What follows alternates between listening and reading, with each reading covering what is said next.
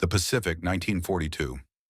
Endless blue stretched in every direction, calm on the surface but filled with unseen killers below. The war at sea had become a contest of innovation, and every ship, every man aboard, carried the weight of survival. On one of those ships, the destroyer USS Patterson, a cook named Thomas Harlan was about to do something no admiral, engineer, or tactician could have imagined, and it would change naval warfare forever. Life aboard the Patterson was relentless. The smell of diesel, salt, and sweat hung in the air. Men worked in shifts, sleeping beside torpedoes and eating whatever the galley could provide between alarms. The ship was fast and lean, hunting submarines across thousands of miles of ocean. But its enemy, the silent Japanese subs, was faster, smarter, and more elusive than anyone expected. Harlan was known simply as Cook. He kept the crew fed and sane, turning dry Navy rations into meals that tasted like home. But under his calm, easygoing face was a mind that never stopped turning. When others slept, he tinkered, fixing broken radios, adjusting boilers, and studying machinery he had no business understanding. He had an instinct for patterns, for systems, and for the way things reacted under pressure. One night after another fruitless depth charge run, the ship returned to silent frustration. They had dropped dozens of explosives, shaken the ocean itself, and hit nothing. The sonar crew said the sub had slipped away again, diving deeper, mocking them from the darkness below. Harlan overheard the officers arguing in the mess. The charges worked, but the fuses were blind. They detonated at fixed depths, and the ocean was never predictable. That thought wouldn't leave him. Fixed depth, blind detonation, guesswork in a world of precision. Lying in his bunk, staring at the ceiling, Harlan felt a strange unease settle in his chest. He wasn't a soldier or a strategist, but he understood one thing better than most: pressure. Every day he worked with it in the galley. Steam kettles, pressure cookers, boiling water at sea level versus high altitude. He knew how it shifted, how it built, how it broke. And then, as the engines hummed through the night, something clicked. The idea seemed absurd, dangerous even, but the more he thought, the clearer it became. If he could find a way to make a charge feel pressure instead of obeying a preset timer, it could know exactly when it was close enough to destroy its target. It wouldn't guess. It would react. It was madness. It was genius. And he was just a cook. The next morning, while the ship cut through the morning mist, Thomas Harlan stepped out of the galley, grease on his hands and an idea in his head that no one would ever believe, until they saw what it could do. The crate of scavenged parts sat on the deck like a small, defiant island of promise. Harlan worked with a handful of men who trusted his hands more than his title. Together they bent brass, re-threaded bolts, and cannibalized valves until the crude mechanism began to resemble the sketch in his grease-stained notebook. The device was not elegant. It was born of necessity and impatience. A spring-loaded valve linked to a bellows and a simple spindle that would close when surrounding pressure rose beyond a chosen threshold. In the galley's dim light, the pressure cooker lid that had once steamed beans became a prototype component, its safety valve repurposed into a sensor for the deep. Tests began in buckets and bilges before the sea felt the weight of their experiment. Harlan dunked the assembled unit beneath harbor water, pressing and releasing, watching for leaks, for false trips, for anything that would scuttle the plan. When the bellows sealed at the correct pressure, the men laughed in relief and fear. Relief that the idea had teeth. Fear of what would happen when that teeth met a real depth charge and a real submarine. On a moonless patrol northwest of Guadalcanal, the opportunity arrived. Sonar had marked a contact and the destroyer slipped into a cautious sweep. The crew ran the usual patterns first, dense and methodical, bearing dozens of conventional charges into the black water. Bubbles rose like ghosts. The contact dove deeper. The captain, unwilling but curious, allowed one experimental charge to be fitted with Harlan's device and launched to the rear of the ship's wake. The destroyer made a tight turn and ran a quiet circle. Engines throttled to reduce interference. The ocean closed over the sinking canister. Moments held like a held breath. Then the sea erupted. A column of foam, and scattered, bitter air burst upward exactly where the sonar operator had tracked the sub. The shock rippled the hull. Men staggered, stomachs lurching with the blast. For a heartbeat, the deck listened. Then the sonar voice, stripped of ceremony, registered the sound of finality. No more propeller echoes, only distant, hollow silence. Word of the blast moved through the ship without fanfare. Faces shifted from disbelief to something steadier, like the settling of a storm. The crude valve that had come from a cook's curiosity had turned speculation into a weapon that reacted to the world instead of obeying a sterile setting. The ocean had always been indifferent. Now the depth charge could interpret that indifference and answer it. The destroyer continued its patrols, but something had changed. Where before crews dropped charges on hope and geometry, they now carried an idea that reduced guesswork. Harlan's mechanism would not win medals overnight, nor would it erase the danger lurking below every swell. Yet the proof was simple, unforgiving, and immediate. The sea had given up its secret for the first time in many a long night. Days passed before anyone dared speak openly about what had happened. The Pacific had swallowed the evidence, but the memory lingered. The sudden eruption, the silence that followed, and the impossible precision of the hit. The men aboard the Patterson went about their duties as if nothing had changed, but whispers carried along the decks. The cook's contraption, the one built from scrap and kitchenware, had done what the Navy's best ordnance had failed to do. Harlan didn't celebrate. He stayed in the galley, sleeves rolled up, boiling coffee strong enough to burn through fatigue. Between meals, he sketched in secret variations of the design, adjustments for depth, safety, stability. He knew it was dangerous. One misfire, one flaw in the pressure valve, and the entire stern could vanish in a cloud of fire and water. But he couldn't stop thinking about how the ocean had answered his idea, how pressure, invisible and crushing, could be turned into logic. Word finally reached the ship's officers.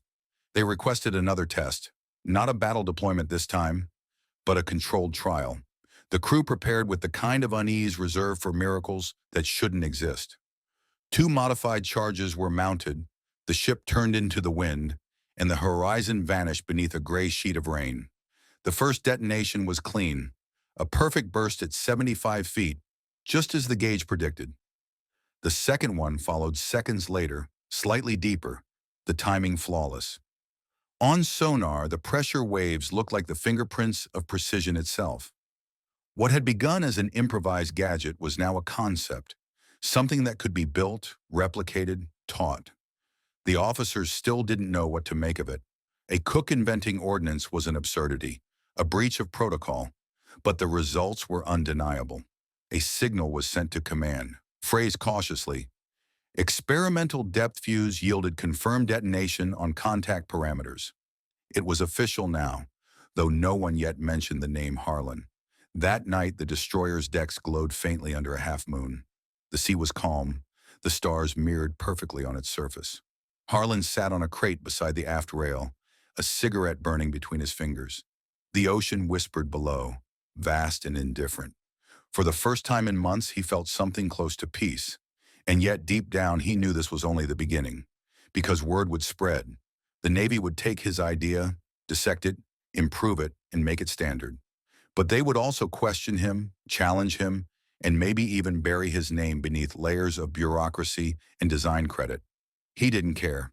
The idea was out now, alive and unstoppable. In the dark, Harlan whispered to the sea, as if to an old adversary, "Let's see who learns faster." Weeks turned into months, and the Pacific War shifted like a tide of iron.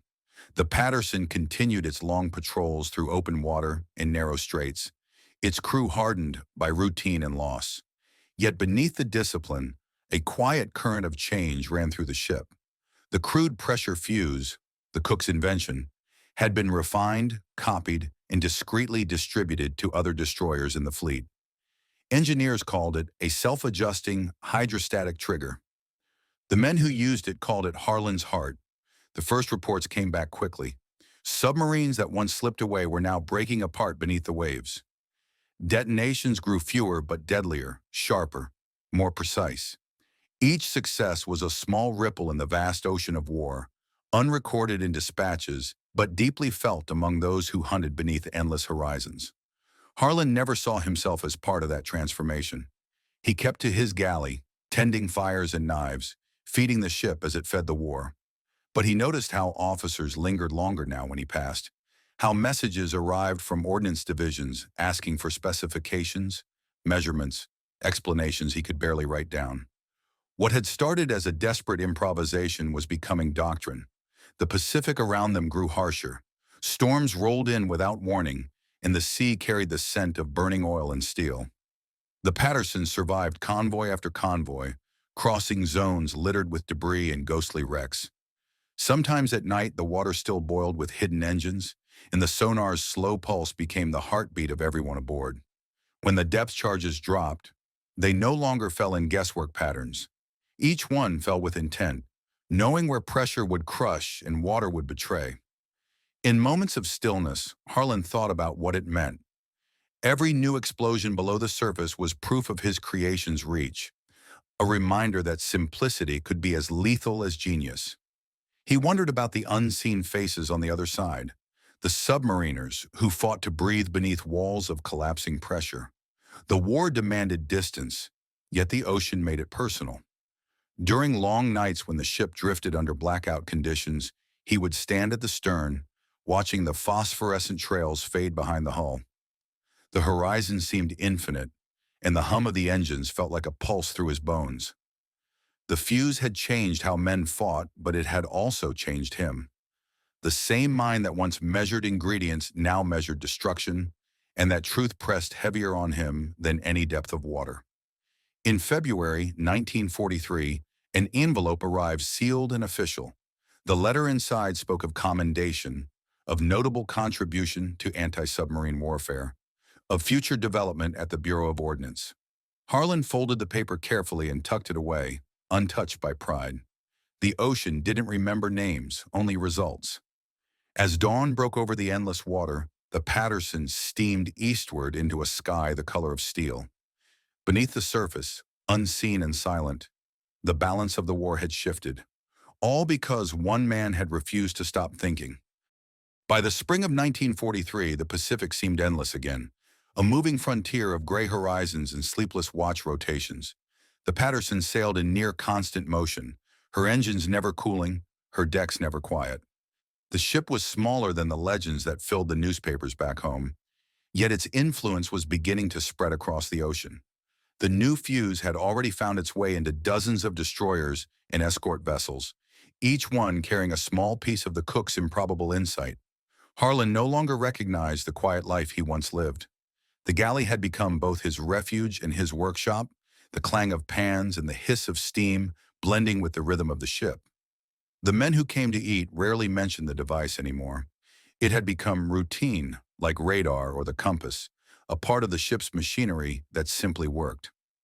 That was how change survived, not in ceremony but in acceptance. The battles intensified. Convoys were ambushed, carriers struck, and night raids turned the sea into a mirror of lightning and flame. The Patterson's crew fought through it all, their discipline sharpened by fear and fatigue. When submarines attacked, they countered swiftly. The sound of explosions came deeper, cleaner, more final. The ocean floor was becoming a graveyard marked by bubbles. Reports filtered through the chain of command. Commanders described improved kill ratios, fewer wasted charges, and shorter engagements. Behind the language of military efficiency was a quieter truth. Sailors were surviving longer. Entire convoys made it home because their hunters could now strike faster and with precision. The balance of power at sea, once tilted by stealth, was shifting toward calculation. Harlan read none of these reports. His world had narrowed to the motion of the ship and the work of his hands. He baked bread at dawn, repaired equipment by noon, and stood by the rail at dusk, watching the horizon dissolve into the color of gunmetal. Yet somewhere in him, a small awareness grew. The knowledge that his idea had escaped him had become something far beyond the limits of his imagination or control.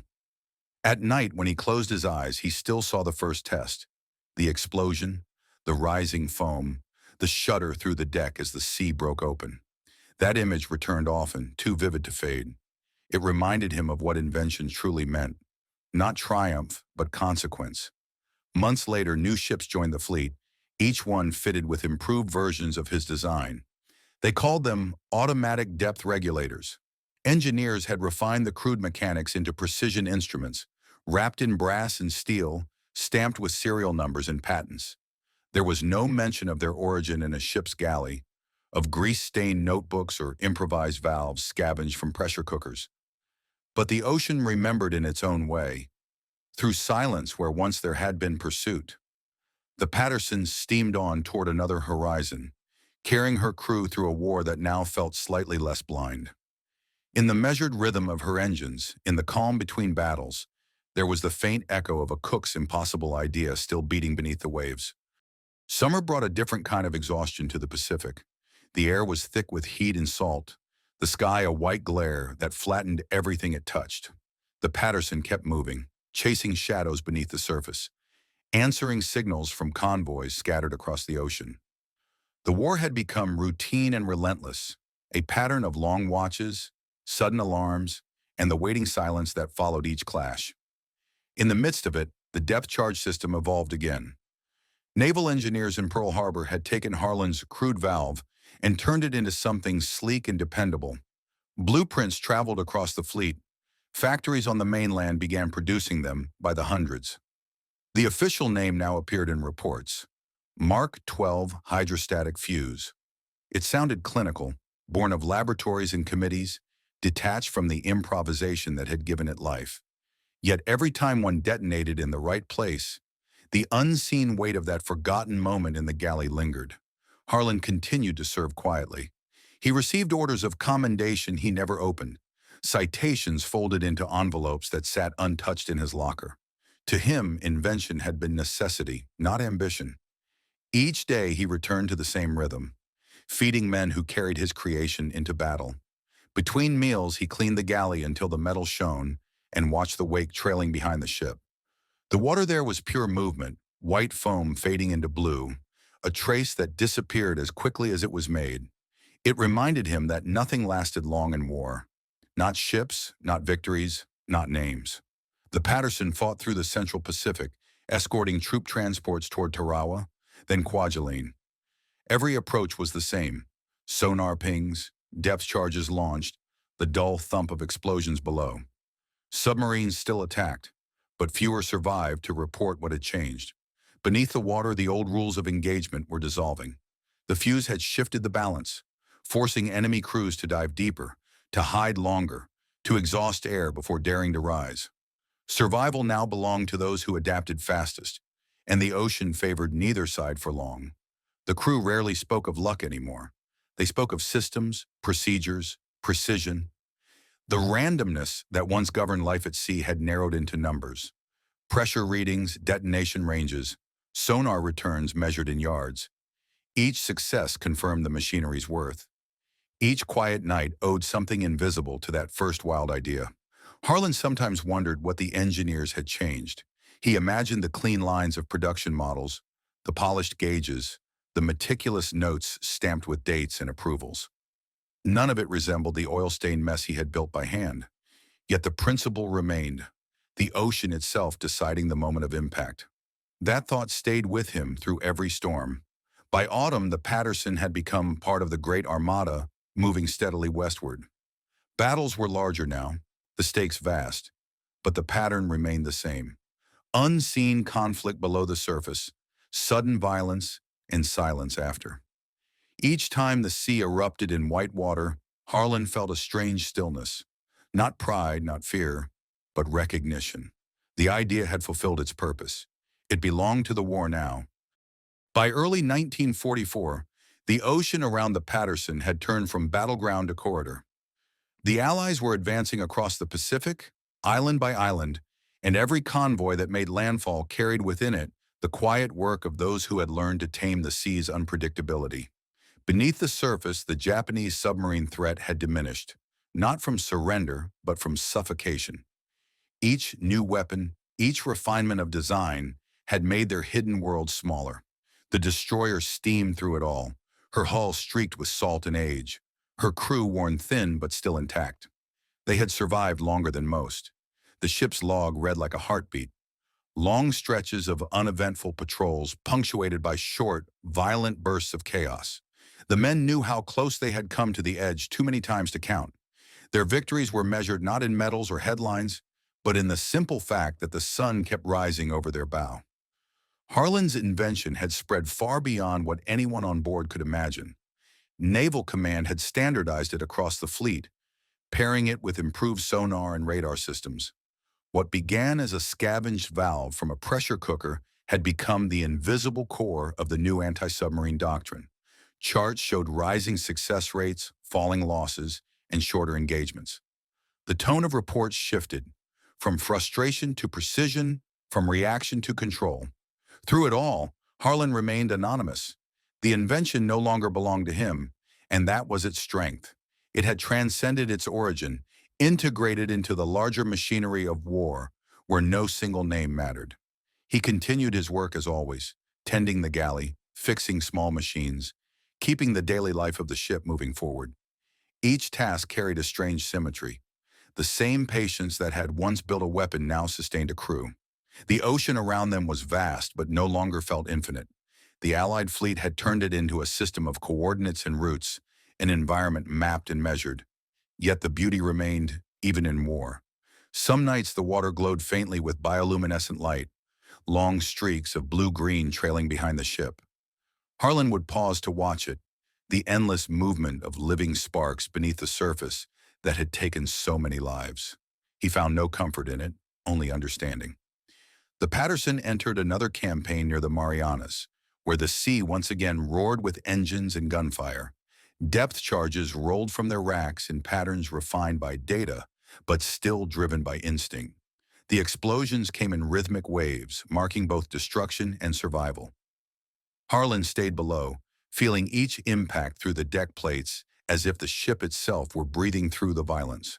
When silence finally returned, it felt heavier than sound. The ship drifted on calm water, smoke curling off her funnels, her crew standing ready for whatever came next. Above them, the sky was perfectly clear, a cold reflection of the sea. The war had grown mechanical, efficient, relentless, but its foundation had been laid by human hands, by improvisation in moments when logic had failed. In that truth, Harlan's legacy endured, not as invention, but as persistence. The refusal to accept that the ocean's chaos could not be understood. The Pacific widened into silence once more. By mid-1944, the Allies had mastered the rhythm of the sea, turning chaos into routine.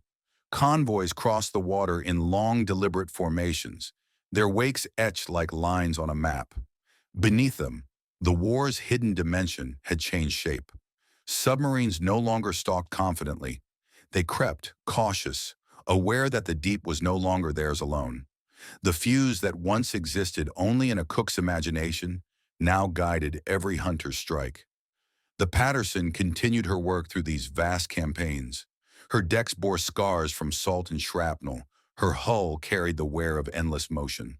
The crew moved with practiced economy, each man knowing his place in the machinery of survival. Battles came and went like storms, brief and violent. What had once been terror now felt like labor, hard, precise, and inevitable. The ocean had been forced into predictability, and that predictability was Harlan's unseen signature. The ship passed through the aftermath of great engagements, seas slick with oil and fragments, the smell of burned metal mixed with the clean tang of salt, a reminder that war at sea left little behind. Each explosion that reached the surface carried within it a trace of the same principle: pressure answering pressure, the moment when mechanics translated into death. It was the cost of mastery, measured in silence once the waves closed again. News of progress arrived slowly but steadily. Reports spoke of reduced losses, safer crossings, faster hunts. The numbers gave shape to what the men already sensed, that something fundamental had shifted in the balance of naval power. Destroyers no longer hunted blindly. The deep, once unknowable, now obeyed patterns. Charts filled with coordinates where enemy signals had ceased abruptly. It was victory drawn in invisible lines beneath the waves. Harlan moved through it all with the quiet endurance of someone who no longer needed recognition. He rose before dawn to light the galley stoves, the faint orange glow softening the steel walls. Between duties, he repaired a broken valve here, adjusted a hinge there, his hands never idle. The discipline of his craft mirrored the rhythm of the war outside. Precise, repetitive, exacting. The men trusted him implicitly, unaware that the same hands feeding them had once changed how they fought. When the ship anchored briefly near Saipan, he stepped onto the deck before sunrise. The horizon was pale gold, the sea calm. A line of destroyers stretched in the distance, their silhouettes sharp against the light.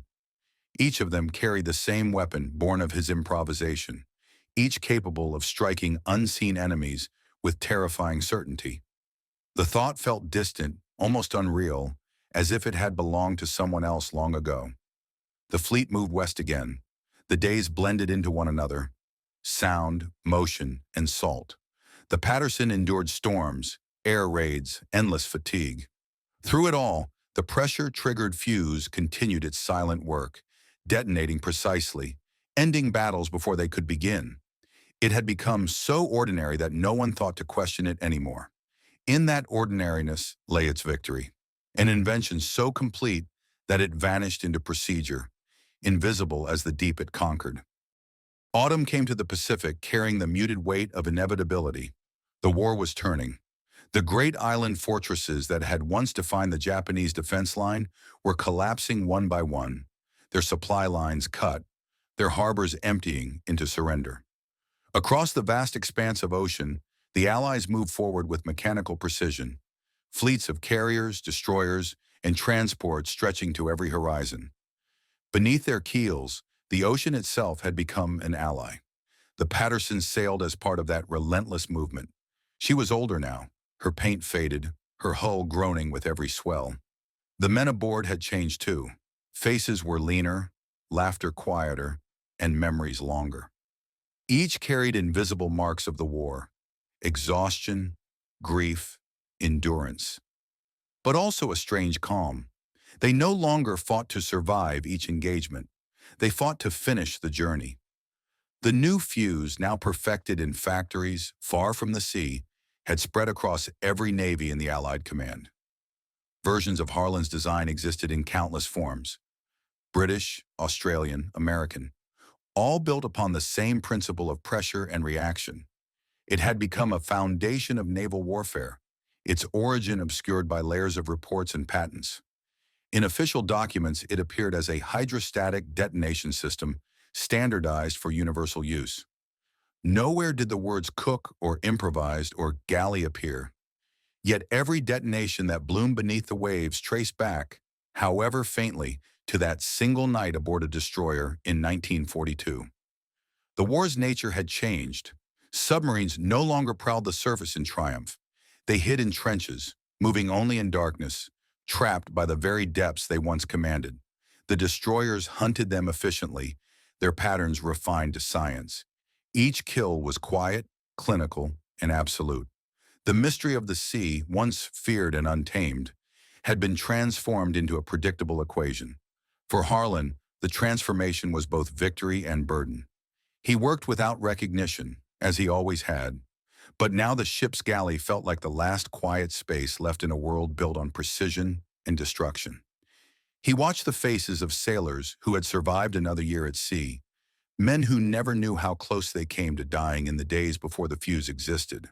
Their survival was a silent inheritance, owed to an idea none of them remembered. As the Patterson crossed toward Leyte Gulf, the largest naval battle in history unfolded around them. Columns of smoke and flame towered over the horizon. The air shook with gunfire and the rumble of distant detonations. The ship carried out her role, screening, escorting, responding to calls for support. Harlan worked below, hearing each explosion reverberate through the hull like the beating of a colossal heart. The pressure changes were rhythmic, each one familiar, each one a reminder of how small a man could be in the machinery of war. When the battle ended, the sea was calm again. Oil slicks floated like shadows on the water. The fleet steamed westward, leaving wreckage and silence behind. The sun set crimson over the waves, its reflection breaking into fragments across the rippling surface. Somewhere far below, The weight of the ocean pressed evenly on every side, constant, invisible, and absolute. The same pressure that once inspired an impossible idea now ruled a world forever changed by it. When the guns finally fell silent, the Pacific seemed infinite again. The endless gray swells stretched in every direction, cleansed of fire but heavy with memory. Ships that had once raced toward battle now drifted in formation toward home.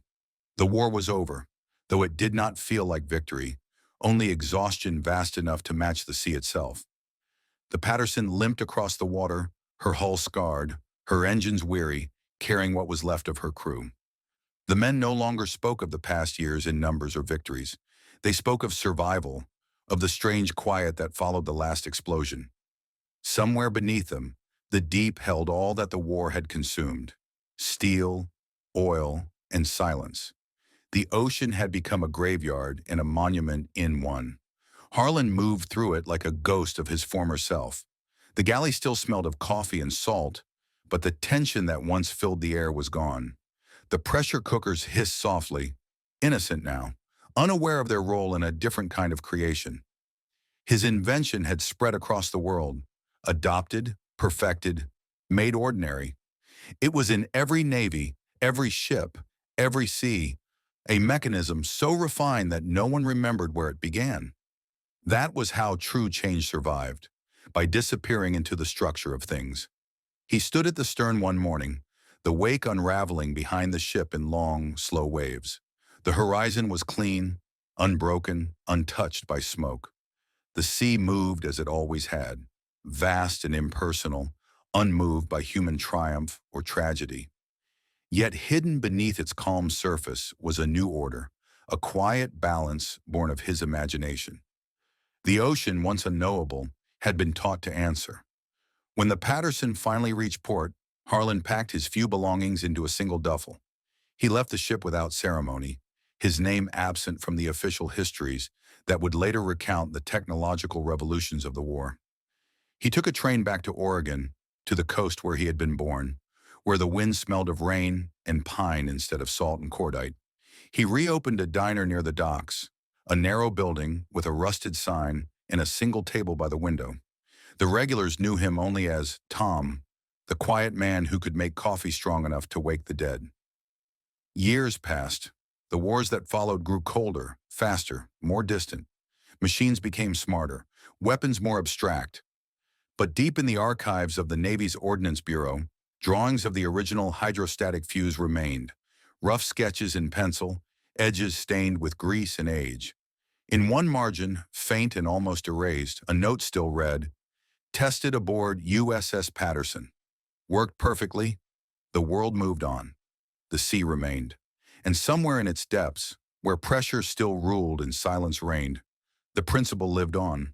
A reminder that one act of improvisation, born not from command but from curiosity, had reshaped how men fought and survived. History would never remember the cook's name, but every explosion that once answered the weight of the ocean carried his unseen signature. His invention had ended the era of blind warfare beneath the waves. It had given control to those who once feared the dark. The Pacific rolled endlessly beneath the rising sun, indifferent as ever, reflecting light across a world remade by human hands. The war was gone, but the idea remained, drifting quietly through history, proof that sometimes the smallest spark, born in the most unlikely place, can change the course of everything. If you enjoyed this video, don't forget to like, comment, and subscribe for more World War II stories.